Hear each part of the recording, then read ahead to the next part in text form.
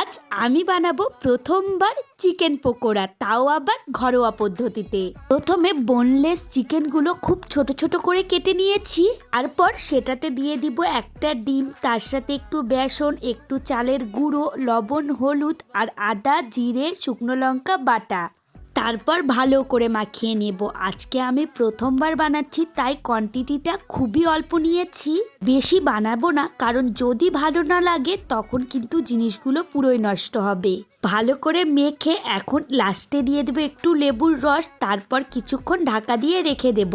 তারপর কড়াইয়ে তেল দিয়ে এখন টপ টপ করে ভেজে নেব, আর খুব হালকা আঁচে ভাজবো আর ঢাকা দিয়ে ভাজবো, যেন ভিতরের মাংসটা পুরোপুরিভাবে সিদ্ধ হয়।